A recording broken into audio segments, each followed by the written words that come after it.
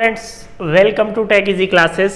आज हम बात करने वाले हैं एसएससी हो या राजस्थान का जेईएन एग्ज़ाम हो या किसी भी स्टेट का जेईएन एग्ज़ाम हो, जो एफएम है उसके कम से कम 10 क्वेश्चन पूछे जाते हैं। तो ये जो सीरीज लेके आ रहे हैं हम आपके लिए स्पेशल, इसमें केवल और केवल पार्ट 1 से लेके पार्ट 100 तक आपको रेगुलर देखने, हर टॉपिक के कम से कम 10 क्वेश्चन हमने बनाए हुए हैं, 10 से 12 क्वेश्चन जो पिछले कई वर्षों में पूछे गए हैं।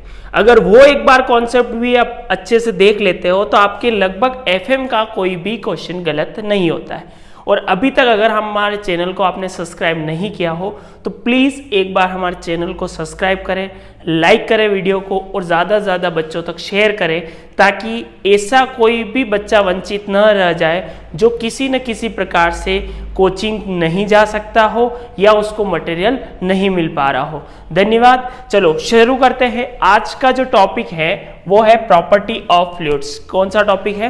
Property of fluids. इसके कुछ एमसीक्यूज क्वेश्चन है जो हम अभी करने जा रहे हैं। पहला क्वेश्चन आपके सामने डिस्प्ले करवा रहा हूं। पहला क्वेश्चन ये बोल रहा है which one of the following unit of mass density. क्या बोल रहा है? Which one of the following unit of mass density. किसकी यूनिट पूछा है मेरे प्यारे छात्रों? मास डेंसिटी की यूनिट पूछी है। किसकी पूछी है? मास डेंसिटी की। तो सबसे पहले डेंसिटी क्या होता है ये आपको पता होना चाहिए। तो डेंसिटी क्या होता है? मास पर यूनिट इट्स वॉल्यूम। इसको हम क्या कहते हैं? इसको हम कहते हैं डेंसिटी। अब आपको पता है कि मास का क्या होता है? केजी होता है और वॉल्यूम का जो है वो होता है मीटर क्यूब। यानी आपकी जो यूनिट हो जाएगी वो कौन सी हो जाएगी? केजी पर मीटर क्यूब। और आपको जो दिख रहा है केजी पर मीटर क्यूब, ये कौन से क्वेश्चन में दिख रहा है? ये ऑप्शन नंबर ए में दिख रहा है। बाकी कट करने का तरीका मैं आपको बता देता हूं। ध्यान रखना, सेकंड कभी भी नहीं आता है तो ये तो डायरेक्ट ही कैंसिल हो जाएगा। अब आपको वॉल्यूम की बात हो रही है। ध्यान रखना, कोई भी लिक्विड की जब बात करेंगे तो हम वॉल्यूम की बात करेंगे। और यहां पे जिस वॉल्यूम की बात हो रही है तो सिंपल है, length into breadth into height. तो 3 बार क्या आ रहा है? Metre metre metre. इसलिए हमें क्या लेना पड़ेगा? केजी पर मीटर क्यूब। चलिए आगे बढ़ते हैं। दूसरा है the specific gravity of liquid. क्या बोल रहा है ये? The specific gravity of liquid has, option देखो, the same unit as mass density। क्या mass density की सेम यूनिट है? दूसरा बोल रहा है the same unit of weight density की हो सकती है, same unit of specific volume। पहली बात आपको पता होना चाहिए, specific gravity जो होता है वो होता है standard liquid of standard fluid, density of liquid upon density of standard fluid. ठीक है, तो अब आपको पता है कि ऊपर भी डेंसिटी आ रही है और नीचे भी डेंसिटी आ रही है। तो डेंसिटी की यूनिट होती है,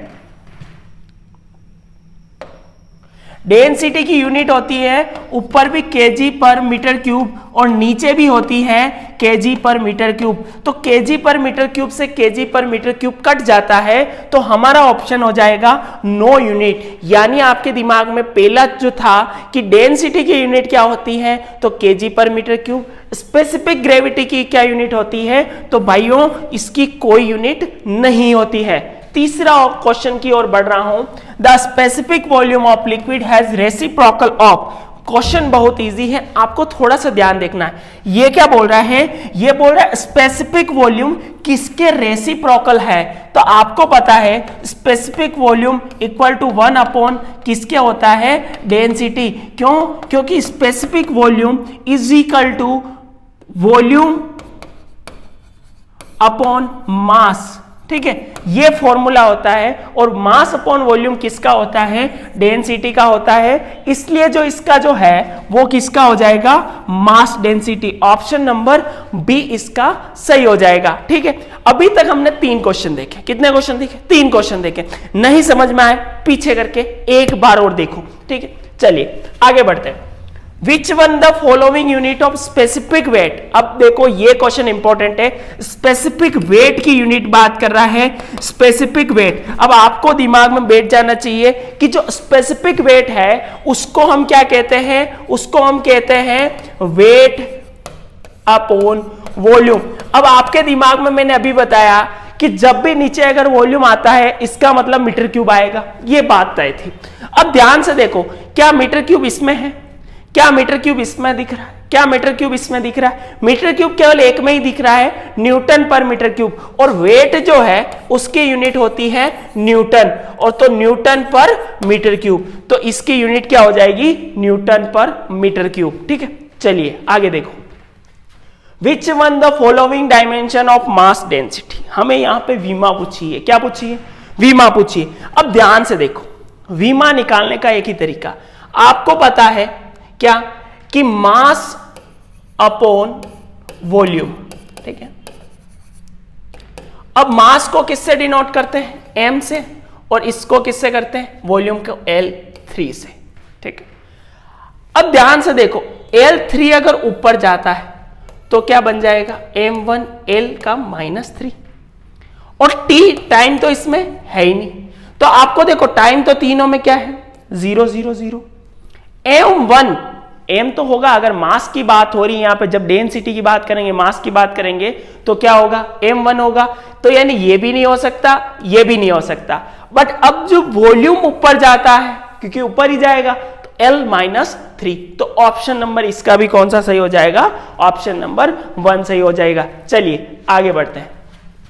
Which one the following dimension of specific gravity of liquid? इसमें अपने को स्पेसिफिक ग्रेविटी की बात करनी। पहली बात तो आपको मैंने एक सिंपल चीज बताई कि स्पेसिफिक ग्रेविटी की नो यूनिट, क्या बताया था कि भाई इसकी कोई यूनिट नहीं होती है। सिंपल ध्यान रखना, कोई यूनिट नहीं होती है तो इसकी वीमा भी कोई नहीं होगी। क्यों? क्योंकि जिसकी यूनिट होती है उसी की वीमा होती है, तो इसलिए इसकी स्पेसिफिक ग्रेविटी की किसी भी प्रकार की वीमा नहीं होती है। ठीक है, चलिए आगे बढ़ते हैं। Which one the following of the dimension of specific volume, किसकी बात हो रही है यहां पे? Specific volume. अब वॉल्यूम का मतलब क्या होता है? वॉल्यूम अपॉन मास। क्या होता है? वॉल्यूम अपॉन मास। अब देखो यहां पे वॉल्यूम ऊपर है, यानी L का 3 तो लगेगा ही। अब देखो यहां पे देखो L3 एक तो ये रहा, एक ये रहा, यानी ये भी कैंसिल हो गया और ये भी कैंसिल हो गया। अब मास ऊपर जा रहा है तो क्या हो जाएगा? m-1 हो जाएगा, और m-1 आपको कहां दिख रहा है? ये दिख रहा है। तो आपका ऑप्शन नंबर कौन सा सही हो जाएगा? ऑप्शन नंबर बी सही हो जाएगा। चलिए आगे बढ़ते हैं। Which one the following the dimension of specific weight, किसकी बात हो रही है यहां पे? स्पेसिफिक वेट की बात हो रही। ये थोड़ा सा आपको सोचना पड़ेगा कि स्पेसिफिक जो वेट है उसकी यूनिट, सबसे पहले अब अपने को पता है कि वेट अपॉन वॉल्यूम क्या होता है? Weight upon volume. अब आप ध्यान से देखो, अब बच्चे अक्सर गलती ये करते हैं कि वो ध्यान से देखते नहीं है, डायरेक्ट वॉल्यूम m3 L3 दिखा, L3 ये रहा, L3 ये रहा, और इसको डायरेक्ट टिक करके। पर आपको ऐसा नहीं करना। क्यों?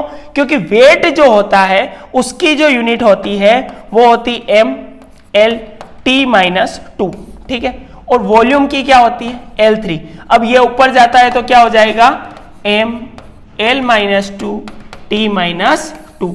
तो आपका ऑप्शन नंबर कौन सा दिख रहा है? ऑप्शन नंबर सी सही हो जाएगा। ठीक है, चलिए आगे बढ़ते हैं। Two fluid 1 and 2 have mass density ρ1 and ρ2 respectively. ρ1, ρ2 अपने को कंडीशन दे रखी, which of one of the following expression will represent the relation between their specific volume V1 और V2।